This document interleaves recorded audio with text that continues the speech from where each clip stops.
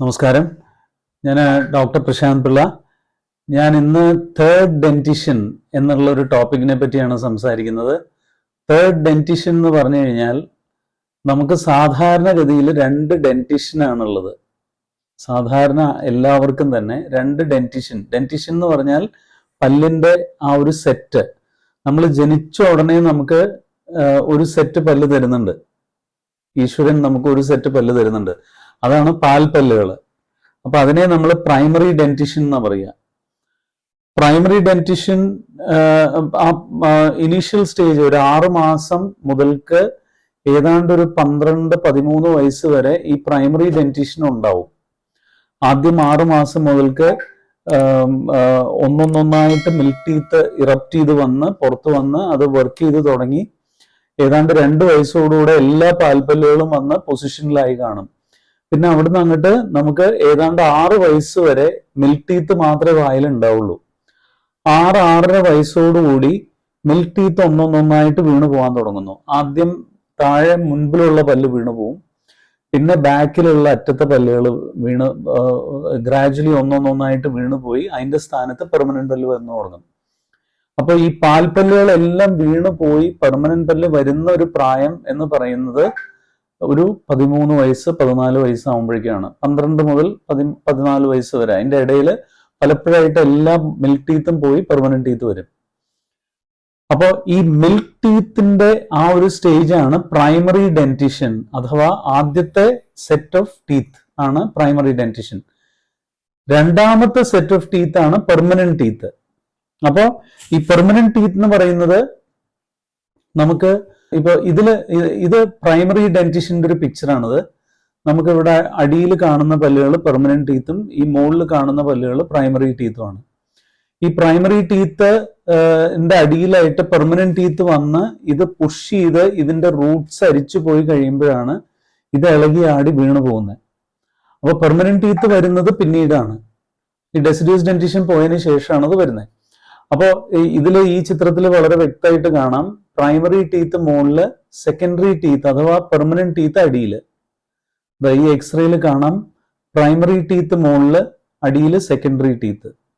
അപ്പൊ ഇത് വന്ന് പുഷ് ചെയ്ത് കഴിയുമ്പോൾ ഇതിന്റെ വേര് അരിച്ചു പോയിട്ട് അങ്ങനെയാണ് ഈ പല്ലുകൾ പെർമനന്റ് ആയിട്ട് പുറത്തേക്ക് വരുന്നത്. ഈ പണ്ടൊക്കെ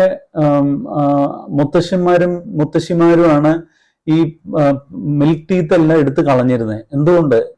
ഈ വേര് തീരെ ഇല്ലാതാവുന്നു. ഈ അടിയിൽ വരുന്ന പെർമനന്റ് പല്ല് വന്ന് പുഷ് ചെയ്ത് ഈ വേര് മുഴുവൻ അരിച്ചു പോയി ക്രൗണിന്റെ ഭാഗം മാത്രം വന്നു കഴിയുമ്പോൾ ഇത് എളുപ്പത്തിൽ നമുക്ക് വലിച്ചു കഴിഞ്ഞാൽ അങ്ങ് പോരും. അതുകൊണ്ടാണ്. അതേസമയം പെർമനന്റ് ടീത്ത് അങ്ങനെ ഒരാൾക്ക് എടുക്കാൻ സാധിക്കില്ല, പുറത്തേക്ക് എടുക്കാൻ സാധിക്കില്ല. മിൽക്ക് ടീത്ത് മാത്രമേ അത് ചെയ്യാൻ സാധിക്കുള്ളൂ. അപ്പോ ഈ പെർമനന്റ് ടീത്ത് വരുന്ന പ്രായം 6 വയസ്സ് മുതൽക്ക് 12 വയസ്സ് വരെയാണ്. 12 വയസ്സ് കഴിയുമ്പോൾ 12-13 വയസ്സ് കഴിയുമ്പോഴത്തേക്കും പെർമനന്റ് പല്ലെല്ലാം വരും. അപ്പൊ അതിനെ നമ്മൾ സെക്കൻഡ് ഡെന്റിഷൻ ഫേസ് എന്ന് പറയും. ഇനീഷ്യലി ആദ്യം പ്യോർ പ്രൈമറി ഡെന്റിഷൻ ഫേസ് 2 വയസ്സ് വരയ്ക്കും, 2 വയസ്സ് മുതൽക്ക് 6 വയസ്സ് വരയ്ക്കും. പിന്നെ 6 വയസ്സ് മുതൽക്ക് ഏതാണ്ട് 12-13 വയസ്സ് വരെ മിക്സഡ് ഡെന്റിഷൻ ഫേസും. ഇത് കഴിഞ്ഞാൽ പിന്നെ പെർമനന്റ് ഡെന്റിഷൻ ഫേസുമാണ്. അപ്പോൾ പെർമനന്റ് ഡെന്റിഷൻ എന്ന് പറഞ്ഞാൽ പെർമനന്റ് ആയിട്ടുള്ള പല്ലുകൾ, ജീവിതകാലം മുഴുവൻ നിൽക്കേണ്ട പല്ലുകളാണത്.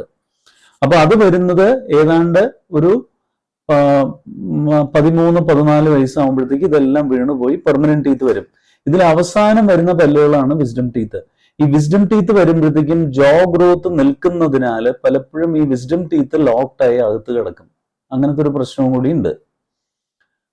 പിന്നെ ഗ്രാജുവലി വ്യക്തിക്ക് പ്രായം കൂടി വരുന്തോറും പല്ലുകൾ പതിയെ പ്രശ്നങ്ങളായിട്ട് ഒന്നൊന്നായിട്ട് എടുക്കേണ്ടി വരാറുണ്ട്.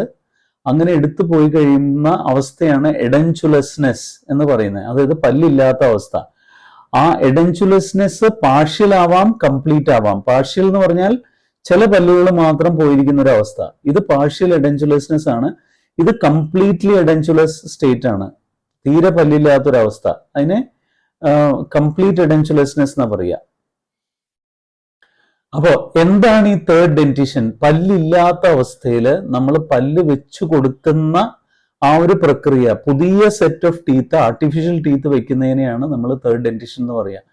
ഈ തേർഡ് ഡെന്റിഷൻ പല രീതികളിൽ ചെയ്യാൻ പറ്റും. ഒന്ന്, പെർമനന്റ് ഡെന്റിഷന്റെ മുകളിൽ ആർട്ടിഫിഷ്യൽ പല്ല് പിടിപ്പിച്ചുകൊണ്ട് തേർഡ് ഡെന്റിഷൻ കൊടുക്കാം.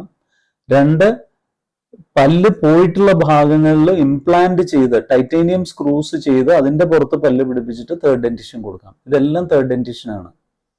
അപ്പോൾ ഇത് തേർഡ് ഡെന്റിഷൻ ഇംപ്ലാന്റ് മുഖേന ചെയ്തിട്ടുള്ള തേർഡ് ഡെന്റിഷന്റെ ഒരു ഡെപ്പിക്ഷൻ ആണത്, ഒരു പിക്ചേഴ്സ് ആണത്. ഇതൊരു സിംഗിൾ ടൂത്ത് റീപ്ലേസ് ചെയ്യാനായിട്ട് ഒരു ഇംപ്ലാന്റ്, ഇവിടെ രണ്ട് പല്ല് റീപ്ലേസ് ചെയ്യാനായിട്ട് 3 ഇംപ്ലാന്റ്, ഇവിടെ 3 പല്ല് റീപ്ലേസ് ചെയ്യാനായിട്ട് 3 ഇംപ്ലാന്റ്, ഇവിടെ 3 പല്ല് റീപ്ലേസ് ചെയ്യാൻ 3 ഇംപ്ലാന്റ്. അങ്ങനെ പല രീതിയിൽ നമുക്കത് കാണിക്കാം. പിന്നെ ചില സമയത്ത് ഫുൾ മൗത്ത് ചെയ്യേണ്ടി വരും, ഫുൾ മൗത്ത് ഇംപ്ലാന്റേഷൻ, ഇവിടെ കാണുന്ന പോലെ. ഇതെല്ലാം ഫുൾ മൗത്ത് ആണ്, ഫുൾ മൗത്ത് റീഹാബിലിറ്റേഷൻ വിത്ത് ഇംപ്ലാന്റ്സ്, അതാണ്. ഇതെല്ലാം തേർഡ് ഡെന്റിഷൻ ആയിട്ട് വരും. ഇത് വേറൊരു ഡെപ്പിക്ഷൻ ആണ്, ഒരു കംപ്ലീറ്റ്ലി ഓൾമോസ്റ്റ് കംപ്ലീറ്റ്ലി എഡൻറ്റുലസ്. താഴെ മുമ്പിലുള്ള പല്ല് മാത്രമേ ഉള്ളൂ ഈ വ്യക്തിക്ക്. അപ്പോൾ ഈ പല്ല് മോശമായിരുന്നുകൊണ്ട് അതെല്ലാം എടുത്ത് നമ്മൾ ഇംപ്ലാന്റ് ചെയ്ത് കൊടുത്തു. അപ്പോൾ ഇതാണ് തേർഡ് ഡെന്റിഷൻ. ഇംപ്ലാന്റ് ഉപയോഗിച്ച് നമ്മൾ ആ പെർമനന്റ് പല്ല് വെക്കുന്ന പ്രക്രിയ, അതിനെ തേർഡ് ഡെന്റിഷൻ എന്ന് പറയുക. ഇത് വേറൊരു രീതിയിൽ കാണുമ്പോൾ നാച്ചുറൽ ടീത്ത് നിലനിർത്തിക്കൊണ്ട് ഇതിന്റെ പുറത്ത് ക്രൗൺ ഇട്ടു. ക്രൗൺ ഇട്ടിട്ട് നമ്മൾ പെർമനന്റ് ആയിട്ടുള്ള ഒരു റെസ്റ്റോറേഷൻ കൊടുത്തു. ഇത് പ്രീ ട്രീറ്റ്മെന്റ് ആയിട്ടുള്ള പിക്ചർ, ഇത് പോസ്റ്റ് ട്രീറ്റ്മെന്റ് ആയിട്ടുള്ള പിക്ചർ. ഇത് എക്സ്റേ, ഇത് പോസ്റ്റ് ട്രീറ്റ്മെന്റ് ഫോട്ടോഗ്രാഫ്, ഇത് pre treatment x-ray, pre treatment photograph.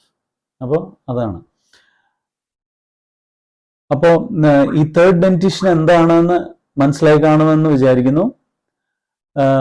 തീർച്ചയായിട്ടും ഈ വീഡിയോ ഷെയർ ചെയ്യുക, അതിനെപ്പറ്റി കമന്റ് ചെയ്യാൻ മറക്കരുത്. നന്ദി, നമസ്കാരം.